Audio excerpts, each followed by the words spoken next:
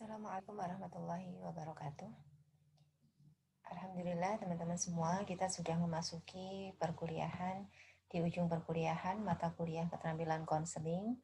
Pada kesempatan kali ini saya akan menyampaikan review tentang materi-materi selama satu semester ini yang sudah kita pelajari bersama sebagai bahan pengayaan terhadap mata kuliah keterampilan konseling. Ya. Baik teman-teman, kita sudah melaksanakan pertemuan 14 kali, kemudian ada materi yang sudah kita pelajari bersama, ya, yang teman-teman diskusikan bersama. Dan saat ini saya akan mencoba untuk melakukan review secara singkat poin-poin penting terhadap mata kuliah keterampilan konseling. Ya. Jadi mata kuliah keterampilan konseling ini bicara tentang bagaimana seorang calon konselor, ya, kita sebagai mahasiswa di jurusan PPI mempelajari tentang teknik-teknik komunikasi dalam proses konseling. Ya, kita kemarin sudah mempelajari ada sekian banyak teknik, semoga bisa difahami oleh teman-teman. Ya, baik, kita mulai reviewnya terkait dengan konsep dasar konseling. Ya, sebagaimana kita ketahui bersama di bagian awal sudah pernah saya sampaikan bahwa mengapa konseling ini menjadi satu bagian atau topik yang kemudian penting kita pelajari? Karena pada realitasnya bahwa di sekitar kita banyak orang yang mengalami masalah, ya. Hampir setiap orang mengalami permasalahan dalam hidupnya, hanya saja perbedaannya terletak pada kompleksitas permasalahannya, ya, kemudian jenis permasalahannya seperti apa, sudut pandang dalam menghadapi masalah itu, dan bagaimana cara mengatasinya. Itu perbedaannya. Ya, kemudian kalau kita lihat lagi, ya, permasalahan-permasalahan yang muncul di sekitar kita itu muncul baik dari masalah keluarga, ya. Keluarga itu bisa terjadi masalah antara orang tua, antara suami istri, antara anak dengan ayahnya, anak dengan ibunya, bisa juga permasalahan dalam keluarga yang lebih kompleks, ya, bukan hanya keluarga inti, tapi misalnya sampai pada keluarga paman, nenek, kakek, mertua, dan seterusnya, ya. Itu banyak hal yang kemudian menjadi yang dialami oleh individu. Atau masalah-masalah yang lain, misalnya masalah di usia lanjut, ya, masalah orang-orang terlantar dan lain sebagainya, termasuk di konseling pada setting yang khusus, ya, komunitas khusus, baik itu narapidana, ya, ex-pecandu narkoba dan lain sebagainya, ya. Nah, dalam bidang layanan konseling itu kita mengenal ada masalah pribadi, masalah sosial, ya, masalah belajar, masalah karir, masalah keagamaan atau masalah keluarga. Itu yang kemudian bisa menjadi bidang layanan dalam proses konseling itu, ya. Kita sudah pahami bersama bahwa konseling itu merupakan komunikasi, ya, ataupun adanya bantuan yang diberikan oleh seorang expert atau pihak pertama yang dalam hal ini disebut sebagai konselor, yang tentu saja profesional, terlatih, dan berpengalaman memberikan bantuan kepada individu atau klien atau konseli, ya, dalam rangka membantu dia untuk mengatasi problem-problem dalam hidupnya, membantu untuk mengembangkan potensinya, dan lain sebagainya. Itu definisi konseling secara umum. Nah, tujuan konseling sendiri yaitu yang pertama, adanya perubahan perilaku, munculnya behavior changing. Harapannya dengan adanya konseling itu nanti muncul perubahan-perubahan perilaku individu, ya. Kemudian selain itu juga konseling diharapkan mampu meningkatkan kemampuan individu dalam membina hubungannya baik dengan lingkungan terdekatnya atau lingkungan masyarakatnya.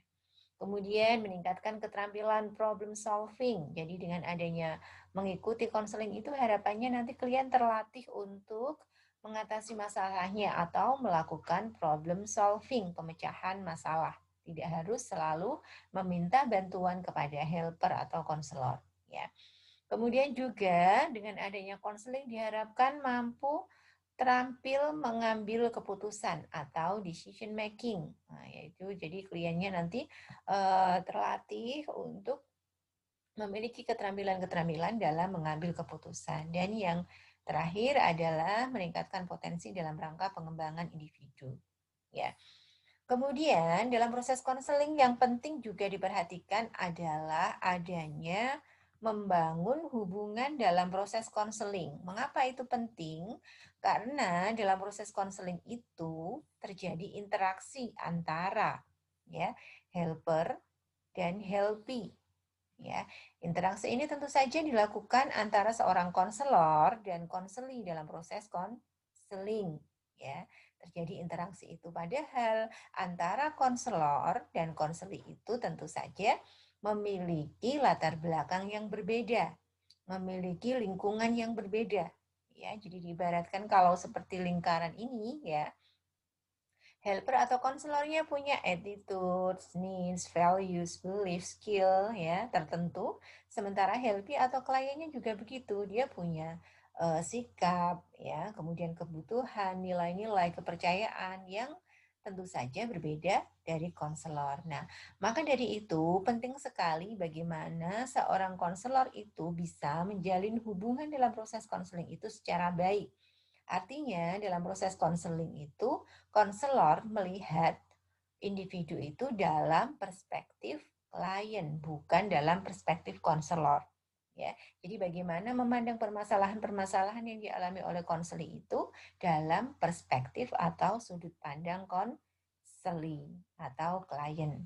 Ya, itu maka dalam membangun hubungan dalam proses konseling itu perlu memperhatikan pada beberapa hal. Ya, yang pertama adalah pentingnya menciptakan raport. Ya, bagaimana cara menciptakan raport itu? Maka yang pertama, seorang konselor itu harus memiliki empati. Ya, artinya dia berusaha untuk merasakan apa yang dirasakan oleh klien. Dia juga harus terbuka. Ya, kemudian menerima tanpa syarat atau biasanya Rogers itu unconditional positive regard. Ya, memiliki rasa hormat dan menghargai kliennya. Ya. Jadi konselor bagaimana bisa menunjukkan sikap-sikap yang baik, yang hangat, terbuka sehingga klien kemudian merasa nyaman dalam proses konseling itu. Ya. Selain itu, untuk menciptakan raport adalah konselor harus mampu membaca bahasa verbal dan nonverbal klien. Ya. Jadi klien datang itu dia punya masalah yang terkadang dia masih menyembunyikan. Ya, artinya tidak mau terbuka secara keseluruhan sehingga kemudian penting bagi konselor untuk dia bisa memahami ya bahasa verbal apa yang diucapkan dengan bahasa non verbalnya. Karena kadang bisa jadi secara verbal dia ngomong tidak apa-apa tapi sesungguhnya dia masih merasakan kegalauan, masih merasakan kekecewaan, kesedihan, kemarahan dan seterusnya. Dan itu bisa disinkronkan dengan bahasa nonverbalnya, ya raut mukanya, gerak-geriknya, bahasa tubuhnya dan lain sebagainya. Kemudian yang berikutnya untuk menciptakan raport itu adalah pentingnya rasa kebersamaan, akrab, ya, keinginan untuk membantu tanpa pamrih itu menjadi sesuatu hal yang penting yang harus diwujudkan atau dilakukan oleh seorang konselor. Ya, itu yang pertama tadi dalam membangun hubungan, yang pertama adalah bagaimana menciptakan raport, ya. Yang kedua, penting diperhatikan adalah ya, mengetahui tujuan konseli dan tujuan konselor, ya. Jadi dalam proses konseling tadi, ya, antara konselor dan konseli dengan latar belakang yang berbeda, memungkinkan adanya perbedaan tujuan konseli dan tujuan konselor, ya. Jadi kebanyakan konseling biasanya datang ya memfokuskan pada permasalahan yang dihadapi, tapi tidak memiliki tujuan yang pasti sebenarnya apa yang ingin dicapai. Ya. Biasanya paling penting masalahku selesai gitu. Ya. Padahal dalam proses konseling bukan hanya sekedar pada proses untuk mencari jalan keluar atau solusi saja, tapi tentunya berharap ada perbaikan ke depannya. Ya. Jadi kalau proses konseling itu tidak hanya bergantung pada konselornya ya, yang akan nantinya mempengaruhi sukses tidaknya proses konseling bukan hanya tergantung pada konselor, tapi juga bergantung pada karakteristik dan pribadi konseli. Apakah konselingnya mau terbuka, mau kerjasama dengan baik dalam proses konseling itu, atau sebaliknya. Kemudian yang berikutnya, yaitu proses konseling bukan hanya berkaitan dengan tujuan konseli, namun juga berkaitan dengan tujuan konselor. Ya.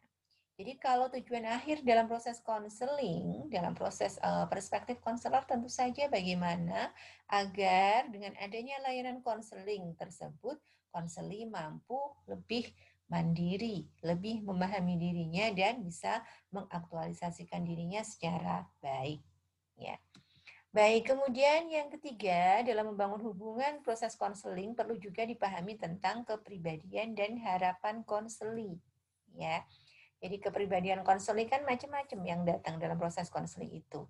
Dan kepribadian itu bisa dilihat dari sikapnya, emosinya, motivasi, dan lain sebagainya. Itu jika dilihat dari dimensi kepribadian konseling. Nah, masing-masing antara satu dengan yang lain berbeda. Ya. Seorang konseli yang biasanya datang kepada konselor itu yang dibawa adalah permasalahan, ya, kekhawatiran, kecemasan, itu yang kemudian seringkali dimunculkan dalam proses konseling itu. Ya. Maka dari itu, bagaimana seorang konselor itu bisa merasakan apa yang kemudian dirasakan, ya, sekalipun kadang tidak terkatakan, ya, bisa dilihat melalui proses observasi dan melakukan sinkronisasi terhadap bahasa verbal dan nonverbalnya, ya. Dengan adanya keterbukaan menciptakan rapor tadi, kalau sudah terwujud, kenyamanan sudah tercipta, maka besar kemungkinan bahwa nanti kliennya akan terbuka dalam proses konseling tersebut. Ya. Kemudian harapan konseling, ya.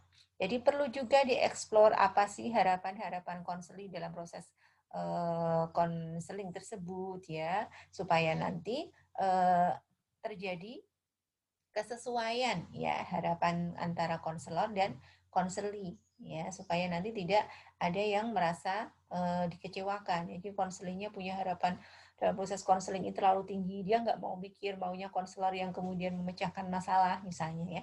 Itu perlu dipertemukan, ya, dibicarakan, didiskusikan tentang harapan-harapan konseli tersebut. Ya. Kemudian yang penting juga dalam membangun hubungan dalam proses konseling itu adalah bagaimana menjadi konselor yang efektif, ya. Jadi perilaku konselor yang efektif itu ditandai dengan perilaku verbal dan perilaku non verbal, ya. Jadi perilaku verbal ditunjukkan dengan kata-kata yang dilontarkan atau yang disampaikan oleh konselor itu mudah difahami. Jadi penggunaan kalimat, penggunaan kata-kata itu disesuaikan juga dengan konselingnya, ya, disesuaikan juga dengan misalnya kepada klien anak-anak, remaja, dewasa tentunya berbeda, ya. Termasuk juga pada latar belakang pendidikan. Itu juga mempengaruhi penggunaan kata-kata atau kalimat yang digunakan oleh konselor, ya. Jangan menggunakan kata-kata yang susah dipahami oleh konseli, ya, berdasarkan perbedaan latar belakang tersebut. Kemudian memberikan refleksi dan penjelasan terhadap pernyataan konseli. Jadi refleksi merupakan salah satu teknik komunikasi, ya, penting dilakukan dalam rangka untuk memberikan keterangan atau penjelasan dari apa-apa atau yang dikatakan oleh konseli. Kemudian melakukan penafsiran yang baik atau sesuai, ya, membuat kesimpulan-kesimpulan, merespon pesan utama atau paraphrasing, memberikan dorongan minimal, ya, memanggil konseli dengan panggilan yang baik, yang sesuai dalam konteks kebudayaan di situ, ya, memberikan informasi sesuai dengan keadaan, ya. Kemudian perilaku nonverbalnya yang efektif adalah nada suaranya disesuaikan, ya, jangan terlalu kenceng, jangan terlalu pelan juga, ya, intonasinya. Kemudian memelihara kontak mata yang sesuai dengan budaya. Jangan terlalu menelangi terus, ya. Kalau di adat budaya Jawa juga itu menjadi tidak sesuai atau risih gitu, ya, sungkan, maka kontak mata itu disesuaikan dengan budaya masing-masing. Sesekali menganggukkan kepala, ada acceptance, oh iya saya ngerti, kayak gitu, ya, disertai dengan anggukan kepala, wajah yang bersemangat, raut muka yang bersahabat, itu menjadi penting. Menggunakan isyarat tangan, artinya ada kita, kadang kita kalau bicara sambil ada gerakan-gerakan tangan untuk mendukung seperlunya, ya, tidak berlebihan. Kemudian jarak antara konselor dan konseli yang sesuai, ya, ini juga perlu diperhatikan. Jangan terlalu dekat, jangan terlalu jauh. Ya, kalau dengan kondisi pandemi ini juga perlu diperhatikan juga untuk terkait dengan protokol kesehatannya. ya. Kemudian ucapannya tidak terlalu cepat atau tidak terlalu lambat ya. Jadi intonasi tadi, kemudian cara berbicara, jangan terlalu cepat juga ngomongnya, juga jangan terlalu lambat ya. Terlalu cepat akan sulit difahami, kalau terlalu lambat kesuwen yang ngenteni ya. Jadi kelamaan nanti. Kemudian duduknya juga agak condong ke arah konseli dalam rangka untuk itu tanda, sebagai tanda kita memperhatikan konseli ya.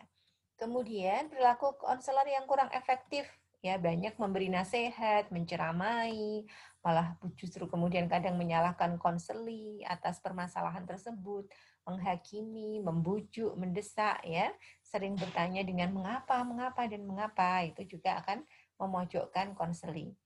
Kemudian selalu mengarahkan konseli, jadi lebih banyak mendikte, itu yang kurang efektif.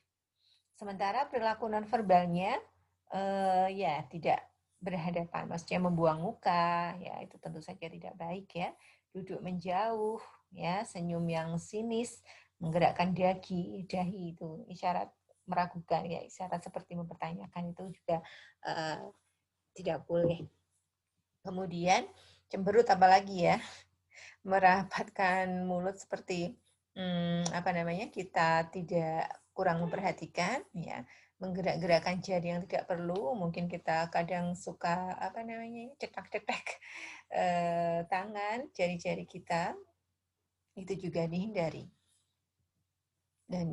Dan menggunakan isyarat-isyarat lain yang mengacaukan ya, itu yang kemarin sudah saya sampaikan. Mungkin kita punya kebiasaan yang tanpa kita sadari suka memainkan ballpoint atau memegang ujung jari atau yang lain ya, itu dihindari karena itu bisa mengacaukan atau mengalihkan perhatian konseli. Baik, kemudian kita beralih ke faktor-faktor yang mempengaruhi proses konseling ya. Jadi menurut Glading ada beberapa faktor yang mempengaruhi proses konseling, diantaranya ada struktur, inisiatif, setting, kualitas klien, kualitas konselor, dan yang terakhir adalah komunikasi konseling ya. Yang pertama adalah struktur ya. Jadi penting dalam proses konseling itu dilakukan struktur di awal, yaitu pemahaman bersama antara konselor dan konseli atau klien tentang karakteristik, kondisi, prosedur, dan parameter konseling. Ya, jadi konseling itu seperti apa, peran antara konselor dan konseli bagaimana dalam proses konseling itu, prosedurnya gimana, itu perlu dibicarakan dulu di awal. Ya. Dalam hal ini digunakan dalam rangka untuk memperjelas hubungan antara konselor dan konseli, sehingga masing-masing antara konselor dan konseli itu tahu hak dan kewajibannya, ya, sehingga tidak ada kejadian bahwa nanti proses konseling itu kliennya minta saran, minta solusi kepada konselor, ya, karena itu sesungguhnya yang memutuskan nanti adalah klien sendiri. Baik, yang berikutnya adalah faktor yang mempengaruhi, yang kedua adalah inisiatif, motivasi untuk berubah, ya. Jadi motivasi atau keinginan untuk berubah pada konseli, pada diri konseli itu menjadi salah satu faktor penentu keberhasilan atau yang mempengaruhi proses konseling, ya. Jadi kalau konselingnya itu kemudian memang sejak awal punya keinginan untuk melakukan proses konseling dengan keinginannya sendiri, dengan harapan dia bisa konselor bisa membantu memecahkan masalahnya dan seterusnya, maka itu menjadi salah satu modal atau faktor yang akan mempengaruhi keberhasilan konseling. Ya. Namun demikian tidak dapat disadari bahwa kliennya macam-macam. Ya.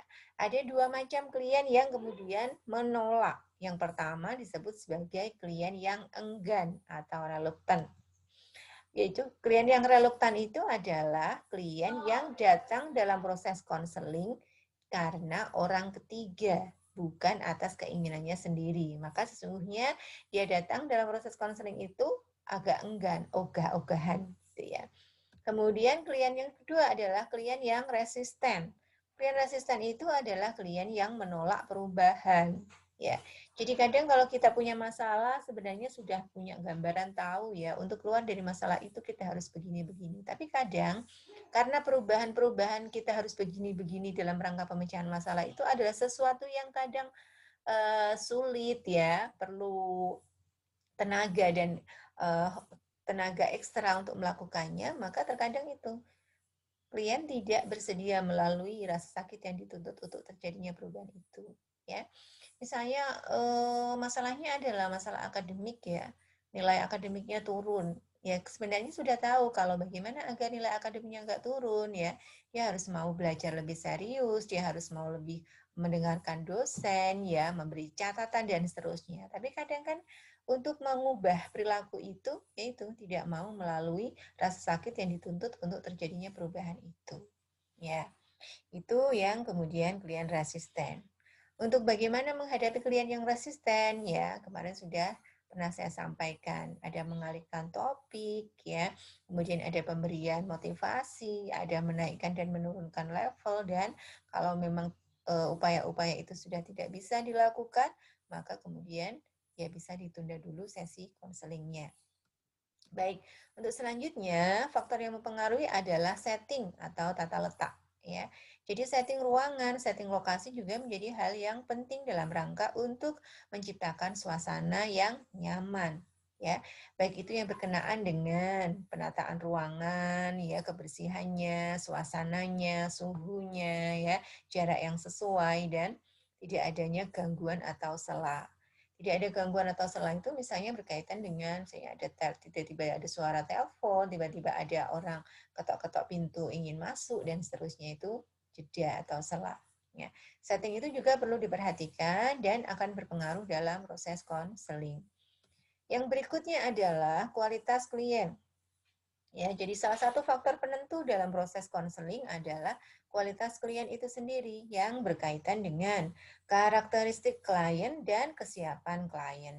Ya, jadi klien yang datang dengan apa namanya beraneka ragam, ya, klien yang kemudian biasanya konselor lebih senang dalam arti itu akan lebih mudah atau tercapainya tujuan konseling itu jika kliennya itu yang atraktif, verbal, intelligent, sukses ya, bisa diajak ngomong, masih muda, nyambung gitu ya, diajak ditanya ini jawabannya nyambung ya, kemudian verbal mau berbicara secara terbuka ya dan seterusnya. Ya, yang kadang klien yang kemudian agak susah dalam proses konseling dalam arti perlu ekstra ya dari konselornya adalah misalnya sudah agak sepuh ya atau anak-anak yang masih diajak komunikasi harus perlu pendekatan khusus ya. Kemudian misalnya ngomongnya sedikit-sedikit itu yang kemudian perlu penanganan khusus. Ya. Kemudian kesiapan klien juga berpengaruh terhadap proses konseling itu. Apakah dia siap melaksanakan proses konseling dan melakukan perubahan atau justru dia ogah-ogahan dan malas untuk melakukan perubahan-perubahan dalam dirinya. Ya. Kemudian kualitas konselor juga merupakan salah satu yang berpengaruh dalam proses konseling. Ya. Jadi menurut Rogers ada beberapa sikap yang harus dimiliki oleh seorang konselor yang antara lain yaitu adanya congruence ya, genuine, tulus ya apa adanya. Unconditional positive regard, penerimaan tanpa syarat. Jadi menerima semua konseli dengan segala latar belakangnya tanpa pilih-pilih, tanpa pandang bulu. Semuanya diterima dengan baik. Kemudian adanya empati, kesadaran tentang diri, ya, kesehatan psikologi yang baik, kemudian bisa melihat klien dalam sudut pandangnya, worldview konselingnya seperti apa, ya. Kemudian adanya keterbukaan, objektif, kompetens, dan dapat dipercaya, serta individu yang atraktif ya, tidak meneng-menengan gitu, atraktif, personalnya menarik gitu. Itu kualitas konselor. Kemudian kita berlanjut kepada keterampilan konseling ya. Ada banyak teknik yang sudah kita pelajari kemarin ya. Saya ulang lagi beberapa hal mungkin untuk mengingatkan teman-teman semua. Yang pertama adalah attending ya. Attending ini adalah perilaku menghampiri konseli ya. Bagaimana melibatkan konseli, kemudian mengkomunikasikan perhatian kepada konseli. Ya, jadi langkah-langkah attending, bahasa verbalnya misalnya berkaitan dengan mengucapkan atau membalas salam, berjabat tangan, ya. Kemudian memberikan penerimaan, ya. Kemudian yang berkenaan dengan hal ini perlu diperhatikan bagaimana raut muka konselor, bagaimana posisi duduknya, ya, bagaimana intonasi, kemudian bagaimana apa namanya kontak mata diperhatikan itu menjadi penting juga dalam proses attending. Ya. Kemudian yang kedua yang disebut dengan teknik strukturing. Ya. Strukturing terbagi menjadi, kalau menjadi teknik komunikasi ada 4 macam ya. Ada time limit, ada role limit, ada topic limit, dan action limit. Ya. Untuk time limit dilakukan ketika ada konseli atau konselor yang mengalami keterbatasan waktu.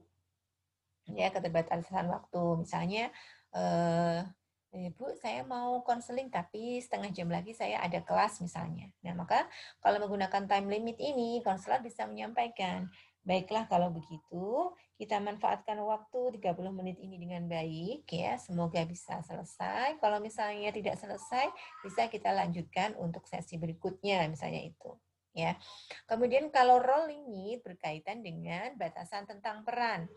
Ini dilakukan ketika ada klien yang datang dan kemudian memasrahkan permasalahannya kepada konselor ya. Bu, masalah saya banyak, Bu. Pokoknya Ibu nanti yang harus memecahkan masalah saya, misalnya begitu ya. Maka kalau ada klien yang seperti itu, maka konselor bisa memberikan teknik role limit ya. Mohon maaf Mbak, Mas, ya saya tahu mungkin Anda saat ini sedang galau, sedang mengalami masalah yang berat ya, tapi perlu dipahami bahwa saya di sini hanya sebagai seorang konselor ya. Saya hanya membantu Anda untuk kita bersama-sama mendiskusikan permasalahan yang Anda alami seperti itu ya. Tapi nanti keputusannya adalah di tangan Anda sendiri. Tuh. Ya. Baik, untuk berikutnya adalah topik limit. Nah, topik limit ini dilakukan ketika klien yang datang itu punya beberapa masalah. Ya, jadi saya pusing Bu, masalah saya tuh banyak sekali, mulai dari masalah keluarga, masalah teman, masalah kuliah, aduh semuanya numpuk jadi satu misalnya gitu ya. Ya, maka dalam topik limit ini konselor meminta klien untuk memilih mana permasalahan yang akan dibahas terlebih dahulu ya. Jadi, baik Mbak, dari beberapa permasalahan tersebut, kira-kira masalah mana yang akan kita bahas terlebih dahulu gitu. Kemudian yang berikutnya adalah action limit, batasan tentang perilaku. Ini dilakukan jika ada perilaku-perilaku yang mengganggu proses konseling. Misalnya kliennya terlalu konseling tapi masih sambil buka-buka HP terus, main melihat chat dan seterusnya sehingga kurang fokus ya.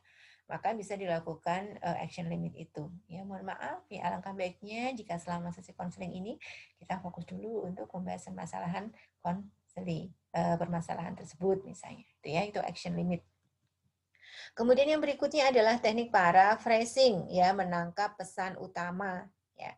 Menangkap pesan utama ini adalah dilakukan ya jika konseli itu seringkali ngomongnya berputar-putar, muter di mana-mana gitu ya.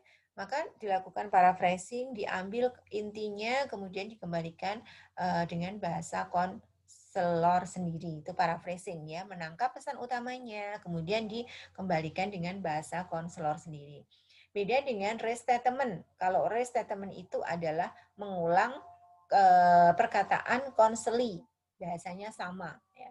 Saya sedih Bu, saya nggak tahu harus bagaimana ya. Saya baru saja putus gitu ya. Anda putus. Nah, itu kan kata-katanya sama. Tadi dia bilang saya baru saja putus, Anda putus gitu. Ya, itu namanya restatement.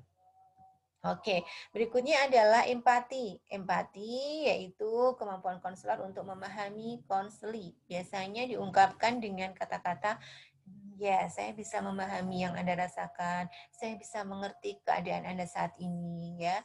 Saya bisa merasakan apa yang Anda rasakan, yaitu empati. Kemudian konfrontasi. Konfrontasi adalah teknik yang dilakukan jika ada kesenjangan antara kesenjangan baik itu bahasa verbal maupun nonverbal yang dilakukan oleh konseli. Ya. Jadi kalau bahasa perbedaan kesenjangannya antara verbal dan nonverbal itu berarti bicaranya A tapi bahasa nonverbalnya beda. Ya, saya udah Bu nggak peduli sama dia gitu ya, memangnya cowok cuma dia misalnya gitu ya. Tapi dia ngomong seperti itu sambil matanya berkaca-kaca seperti mau nangis ya, maka perlu diberikan konfrontasi. Mohon maaf, ada mengatakan bahwa Anda sudah tidak mempedulikannya, tapi raut muka Anda menunjukkan hal yang lain, ya. Sesungguhnya yang Anda rasakan itu seperti apa, gitu, ya. Itu namanya konfrontasi, ya. Demikian halnya juga kok dengan verbal dan verbal. Jika ada perbedaan antara ucapan yang satu dengan ucapan yang lain, bisa dilakukan konfrontasi. Ya, tadi ada mengatakan sudah tidak peduli lagi dengan dia. Terus kemudian, tapi baru saja ada mengatakan Anda masih sulit melupakannya. Sesungguhnya yang Anda rasakan itu apa atau saat ini? Gitu. Ya, itu kalau verbal dan verbal. Kalau non verbal dan non verbal itu berarti bahasa tubuh yang satu beda dengan bahasa tubuh yang lain. Ya, berusaha tersenyum tapi tangannya mengepal. Ya, itu perbedaan itu yang perlu dilakukan konfrontasi. Cepat ya, karena ini jedanya 40 menit. Kemudian diam atau silent, ya kalau ini saya rasa mudah, teman-teman sudah bisa memahami. Jadi dilakukan dalam rangka untuk memberi kesempatan konseling supaya dia berpikir sejenak, ya beberapa detik, ya. Tapi kalau setelah diam, kok dia kemudian diam aja tidak melanjutkan pembicaraannya, bisa dilanjutkan dengan dorongan minimal. Oh ya, terus gimana selanjutnya, bagaimana gitu. Ya. Kemudian yang berikutnya adalah refleksi. Ya. Refleksi itu adalah memantulkan kembali ya tentang apa yang dirasakan atau difikirkan oleh konseli. Jadi refleksi ada 3, refleksi pikiran, refleksi perasaan, dan refleksi pengalaman. Kalau refleksi pikiran berarti memantulkan apa yang difikirkan. Apakah Anda berpikir bahwa dia tidak setia? Itu apa yang dia pikirkan. Kalau perasaan, apakah Anda merasa bahwa hidup Anda itu saat ini sangat sulit? Ya. Kalau pengalaman, biasanya merefleksikan tentang, kalau perasaan itu berkaitan dengan apa yang dirasakan. Sepertinya Anda merasa saat ini Anda merasa sedang sedih. Ya. Ya. Sepertinya Anda saat ini sedang sangat kecewa. Itu perasaan. Jadi tentang kata-kata perasaan. Kalau refleksi pengalaman berkaitan dengan kejadian yang pernah dialami, ya. Sepertinya kejadian itu benar-benar sulit Anda lupakan. Nampaknya kejadian hari itu menjadi hal yang sangat memukul atau membuat Anda sedih. Ya, itu refleksi. Kemudian next, memberikan informasi dilakukan ketika konseling membutuhkan informasi tertentu, misalnya tanya tentang sesuatu hal, ya. Kalau konselor tahu bisa diinformasikan, kalau tidak dijawab saja bahwa mohon maaf saya tidak tahu tentang informasi itu, gitu ya. Jadi nanti bisa dicari sumber informasi yang lain. Ini dorongan minimal tadi berupa ya terus lanjutkan gitu, ya. Kemudian ada advice atau memberikan saran. Ya, ini biasa dilakukan oleh konselor di akhir-akhir sesi konseling ya kalau klien membutuhkan nasihat ya. Tapi perlu dicatat bahwa jangan sering-sering atau kebanyakan memberikan nasihat. Nanti konselingnya tidak memiliki kemandirian untuk mencoba mencari alternatif permasalahannya ya. Kemudian yang berikutnya ada ringkasan. Jadi ringkasan ada 2, ringkasan bagian dan ringkasan akhir. Kalau ringkasan bagian itu dilakukan di tengah-tengah sesi konseling ketika sudah adanya simpulan sementara. Ya, jadi misalnya, dari pembicaraan ini tadi dapat kita ketahui bahwa permasalahan Anda itu disebabkan karena satu apa, dua apa, tiga apa. Itu namanya summary bagian. Sementara kalau simpulan akhir dilakukan di akhir sesi konseling. Ya, baik dari sesi konseling kita pagi hari ini dapat kita simpulkan bahwa permasalahan Anda apa-apa, kemudian langkah-langkah yang kemudian bisa mungkin dilakukan, alternatifnya ini dan seterusnya. Ya, jadi simpulan akhir bisa dilakukan oleh konselor, bisa juga dilakukan oleh konseli. Nah, bisa konselornya menyampaikan, silakan Mbak atau Mas, bisa disampaikan kesimpulan Anda dari konseling kita pagi hari ini gitu. Jadi nanti konselingnya yang memberikan kesimpulan berdasarkan pendapatnya. Nanti kalau ada hal-hal yang sifatnya kurang bisa ditambahkan oleh konselor. Ya, kemudian yang terakhir setelah simpulan ada namanya terminasi, ya, menutup sesi. Ya, baik nampaknya sesi kita sudah berakhir. Terima kasih atas kedatangan Anda, ya. Saya harapkan semoga permasalahan Anda segera selesai dan seterusnya itu masuk di terminasi. Ya.